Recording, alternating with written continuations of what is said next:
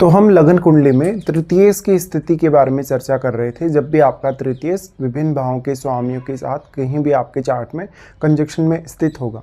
इस वीडियो में जो हम चर्चा कर रहे हैं, मान लो आपका तीसरे भाव का स्वामी आपके 12वें भाव के स्वामी के साथ आपके लगन चार्ट में कहीं भी युति में है, कंजक्शन में है, तो इस प्रकार का जब कंजक्शन बनेगा तो इसका कैसा असर सामने आएगा, कैसा इसका प्रभाव पड़ेगा आपकी ओवरऑल लाइफ पे।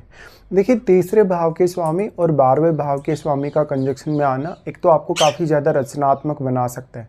ऐसा कंजक्शन है तो व्यक्ति काफ़ी ज़्यादा मेहनती हो सकता है, लेकिन वो अपनी मेहनत करता ही जाता है और कभी कभी उसके हिसाब से उसको परिणाम मिलते नहीं। हालांकि ऐसा जातक काफ़ी टैलेंटेड हो सकता है, बहुत ज़्यादा मेहनती हो सकता है और अक्सर वो गुप्त तरीके से भी काफ़ी कार्य करने वाला हो सकता है।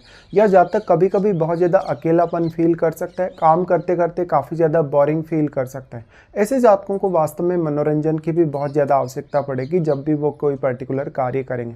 लेकिन ऐसे जातक अक्सर रचनात्मक कार्यों में बहुत अच्छे साबित हो सकते हैं।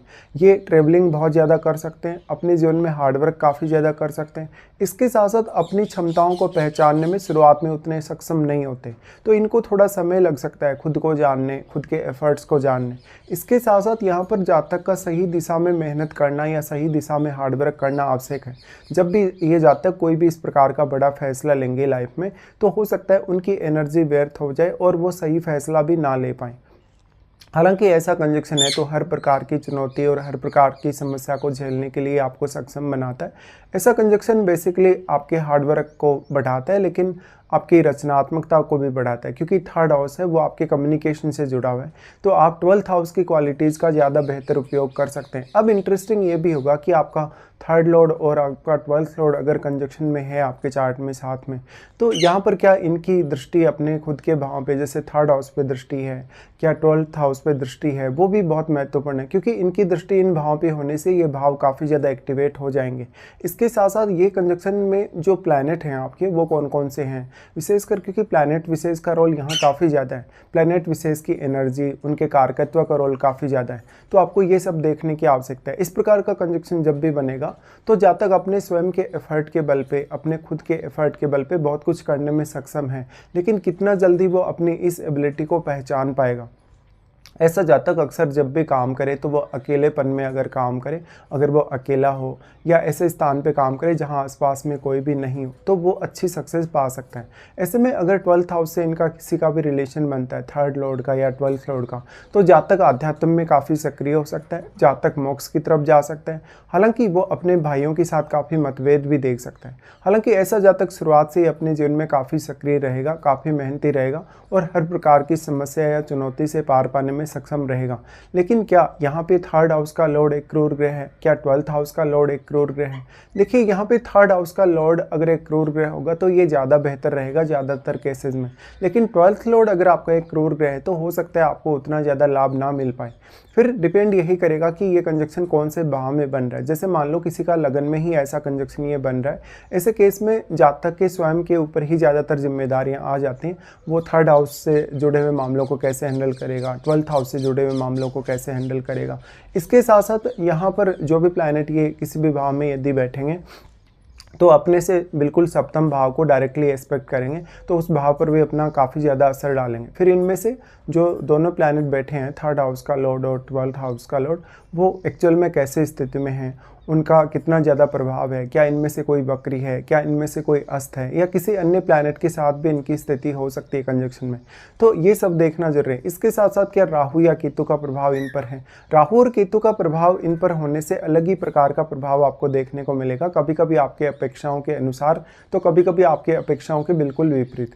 ऐसे केस में ये कंजक्शन आपके ओवरऑल थॉट्स को, आपकी मेहनत को, आपकी कार्य क्षमता को काफ़ी प्रभावित करता है। ऐसा हो सकता है कि जातक रात्रि के समय ज़्यादा एक्टिव रहें दिन की तुलना में, तो ऐसे जातकों की जो लाइफ स्टाइल है उसमें काफ़ी अनसर्टेनिटी हो सकती है। ये जातक कब रेस्ट करेंगे, कब काम करेंगे, उसको लेके काफ़ी अनसर्टेनिटी हो सकती है। रूटीन वगैरह को लेके काफ़ी अनसर्टेनिटी हो सकती है।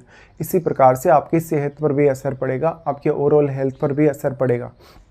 तो आपकी कार्य क्षमता प्रभावित होने से अब आप कब आपको रिस्क लेनी है किसी भी पर्टिकुलर कार्य के लिए, किस तरीके से आपको कोई पर्टिकुलर कार्य को मैनेज करना है। अक्सर अगर ऐसा कंजक्शन आपके 6th हाउस में बनेगा, अगर ऐसा कंजक्शन आपके 10th हाउस में बनेगा, 11th हाउस में बनेगा, तो ये मोस्टली बहुत अच्छे प्रभाव ला सकता है। लेकिन केंद्र स्थानों में जब जब भी ये बने तो थोड़ा आपको सावधानी रखने की आवश्यकता है, विशेषकर जब आपका 4th हाउस में बने, सप्तम भाव में बने, क्योंकि यहाँ फिर आपके रिश्तों में काफ़ी मतभेद और आक्रामकता आ सकती है। इसके साथ साथ ऐसा कंजक्शन अगर पंचम भाव में, नवम भाव में बनेगा तो भी ये काफ़ी कारगर सिद्ध होगा। इस हिसाब से देखा जाए तो क्योंकि थर्ड लॉर्ड पर आपको यहाँ ज़्यादा फोकस करना चाहिए और हो सकता है आपका थर्ड लॉर्ड का प्रभाव भी ज़्यादा हो चार्ट में, उस केस में तो किसी भी भाव में ज़्यादा बेहतर परिणाम मिल सकते हैं। लेकिन जब आपका 12th लॉर्ड का इम्पैक्ट अगर ज़्यादा है, 12th लॉर्ड अगर यहाँ ज़्यादा प्रभावी है, तो फिर आपका अगर ये केंद्र स्थानों में जैसे 4th हाउस या 7th हाउस में ऐसा कंजक्शन बनेगा तो ये काफ़ी डिफिकल्ट होगा आपके लिए, और फिर इन भाव से रिलेटेड कार्यों को मैनेज करना भी आपके लिए आसान नहीं होगा। इस प्रकार के कंजक्शन की वजह से मेनली आपकी कार्य क्षमता तो प्रभावित होगी, आपकी मेंटलिटी काफ़ी प्रभावित होगी, आपका भौतिक सुख साधन प्रभावित होगा, आपका मानसिक सुख शांति काफ़ी प्रभावित होगा। इसके साथ साथ ये जो दोनों प्लैनेट हैं वो आपके 3rd हाउस के लॉर्ड और 12th हाउस के लॉर्ड तो हैं ही, लेकिन अन्य कौन कौन से भावों के स्वामी हैं, अन्य कौन कौन से भावों को ये रिप्रेजेंट कर रहे हैं, उन भावों के लिए भी आपको विशेष तौर पे विचार करने की आवश्यकता है। साथ ही साथ ये अपने से सप्तम भाव को तो प्रभावित करेंगे, किसी भी अन्य भाव या अन्य ग्रह को भी प्रभावित कर सकते हैं, और साथ ही साथ ये किसी अन्य ग्रह या अन्य भाव के स्वामियों से प्रभावित हो सकते हैं। तो ये सब कुछ देखना आपके लिए ज़रूरी है। बेसिकली देखा जाए तो ऐसा जो जातक होगा एक अच्छा क्रिएटिव पर्सन हो सकता है, वो हो सकता है लेकिन पर्दे के पीछे से काम करने वाला हो। ऐसा जातक रात्रिकालीन समय में ज़्यादा सक्रिय हो सकता है, वो अपना एफर्ट तो बहुत ईमानदारी से डाल रहा है लेकिन उसका एफर्ट सही दिशा में नहीं जा रहा।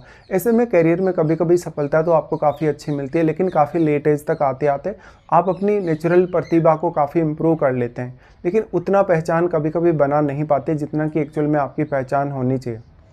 ऐसा कंजक्शन है तो आपको काफ़ी सारी इच्छाएं दे सकता है, काफ़ी सारी होप दे सकता है, मिसअंडरस्टैंडिंग्स दे सकता है, ओवर थिंकिंग दे सकता है, तो इन सब से आपको बचना चाहिए।